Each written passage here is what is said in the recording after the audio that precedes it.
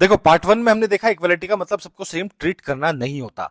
Part two में बात करेंगे आर्टिकल 14 के टू इंपॉर्टेंट लिम्स की। पहला होता है इक्वलिटी बिफोर लॉ, दूसरा equal protection of laws. Article 14 को देखने में लगेगा कि जैसे सेम लॉ फॉर एवरीवन, पर बिल्कुल भी नहीं है ऐसा। इसकी एप्लीकेशन बिल्कुल डिफरेंट है।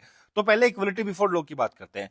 इसका ओरिजिन है इंग्लिश कॉमन लॉ से। नेगेटिव कंसेप्ट है। पार्ट वन में बताया था ना कि किसी भी देश में अगर इक्वलिटी नहीं है तो सबसे पहले वहां नेगेटिव इक्वलिटी आएगी और सबको इक्वल करती हुई चली जाएगी, लेकिन लोगों के बीच का गैप बढ़ा देगी।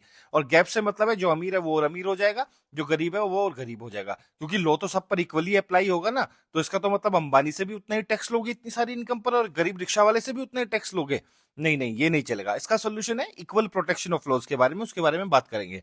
अब इक्वलिटी बिफोर लॉ का सेकंड कंपोनेंट देखिए। नो प्रिविलेज टू एनीवन, किसी को भी विशेष अधिकार नहीं है। और everyone subject to the ordinary law, सब सब्जेक्ट हैं ऑर्डिनरी लॉ के, और सबको लॉ वैसे ही ट्रीट करेगा इक्वली। अब आते हैं इक्वल प्रोटेक्शन ऑफ लॉज पे। इसका ओरिजिन है अमेरिकन कॉन्स्टिट्यूशन से। एक पॉजिटिव कंसेप्ट है। ये बताता है लोगों के बीच में अगर भेदभाव भी करना है, डिस्क्रिमिनेट भी करना है, तो पॉजिटिवली कैसे करेंगे। रिजर्वेशन यहीं से निकलता है। और ये अलाउ करता है रीजनेबल क्लासिफिकेशन को। अब ये रीजनेबल क्लासिफिकेशन क्या है? देखो, टेस्ट ऑफ रीजनेबल क्लासिफिकेशन दिया गया था state of West Bengal versus Anwar Ali Sarkar में। इसमें दो कंडीशंस रखी गई थी। पहला था इंटेलिजिबल डिफरेंशिया, दूसरा था rational nexus with the object.